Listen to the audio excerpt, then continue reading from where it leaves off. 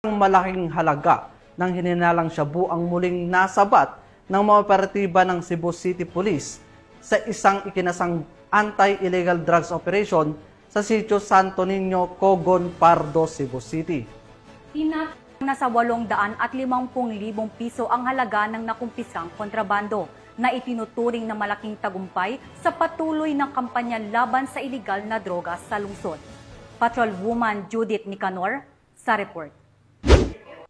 Sa kulungan ang bagsak ng isang high-value individual na suspect matapos mahulihan ng 850,000 pesos na halaga ng hinihinalang shabu sa isinagawang bypass operation ng kapulisan ng Cebu City sa sitio Santo Niño, Barangay Cogon, Pardo, Cebu City nito lamang nakaraan. Kinilala ni Police Captain Troy John A. Lelamunan, Acting Station Commander ng Police Station 7 Cebu City Police Office, ang suspect na si alias Tayoy, 50 anyos, na residente ng sitio Santo Niño, Barangay Cogon, Pardo, Cebu City. Bandang alas 7:40 ng umaga na ikinasa ng kapulisan ng nasabing bypass operation, nagresulta sa pagka-aresto ng high-value individual na suspect at pagkasabat ng 7 pakete ng hinihinalang shabu na may timbang na 125 grams at standard drug price na 850,000 pesos, bypass money at green pouch. Samantala, kasulukuyang nasa kustudiya ng Police Station 7 CCPO ang suspect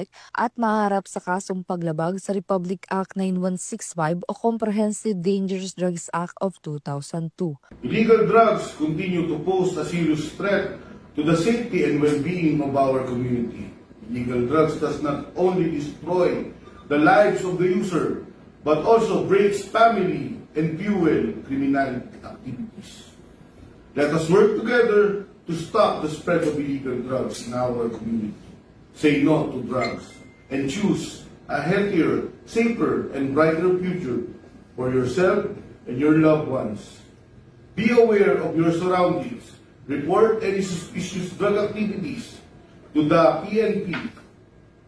Your cooperation can save lives. Ang Cebu City PNP ay nananatiling ligtas at payapa sapagkat ang mga kapulisan ay walang humpay at walang tigil sa mga operasyon laban sa iligal na droga at lalo pang papaigtingin ng kampanya upang mahuli ang mga individual na nasa likod ng mga iligal na gawain na ito.